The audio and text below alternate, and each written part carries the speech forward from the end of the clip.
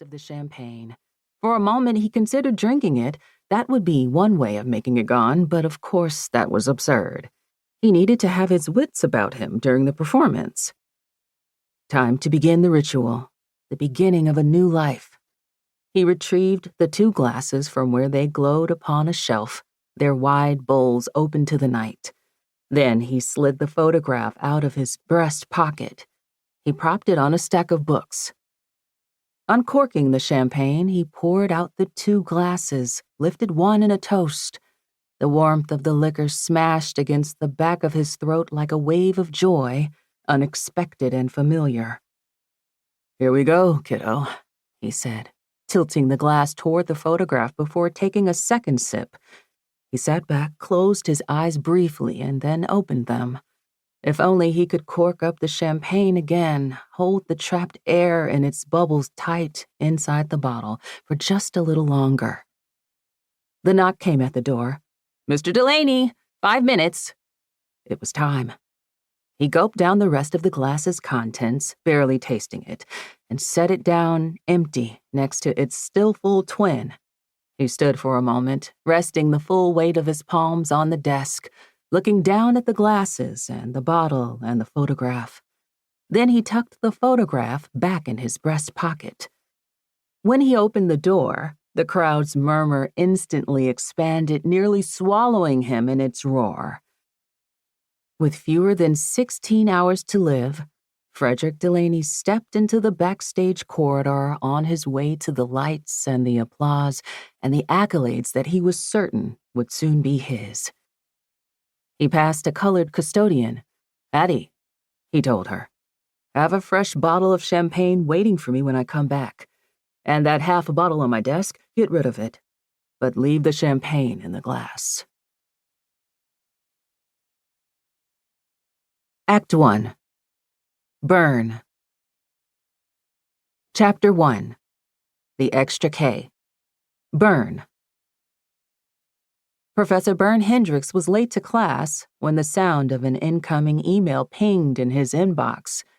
He'd put on his favorite blue pinstripe short sleeve, but nobody would notice under his jacket, and, wouldn't you know, there was a wrinkle right under the pocket.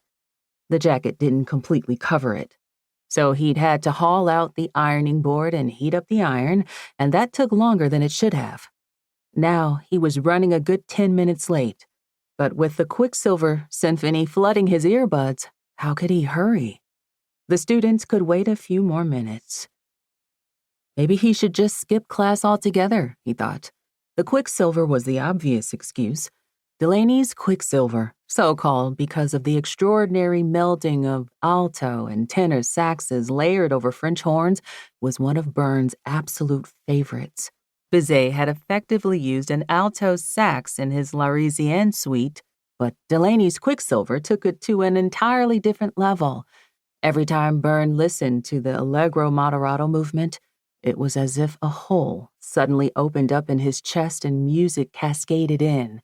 No matter how many times he heard it, the melody rippled across his spine, and he shivered under its impact. "That was double good," he mumbled to himself. No wonder Frederick Delaney was the hands-down best composer, not just in America, Bern would argue, but in the entire world.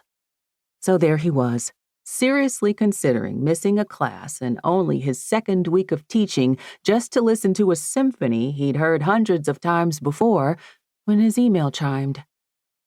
He stared at his phone, hit pause on the music. Even without Delaney's music playing, it seemed as if Frederick Delaney were, right then, communicating directly with Bern from beyond the grave. The email was from the executive director of the Delaney Foundation. What were the odds that he'd get a message right when he was listening to... He opened the email. "Dear Bern, I hope you have been well since we last met. I'm reaching out with a time-sensitive matter regarding Frederick Delaney. I know that the school year has just started and you must be quite busy, but would you contact me as soon as you get this? Please call the number below, no matter the hour, from a location where you can speak freely. Someone will always be monitoring this line. Sincerely, Mallory Delaney Roberts, Executive Director."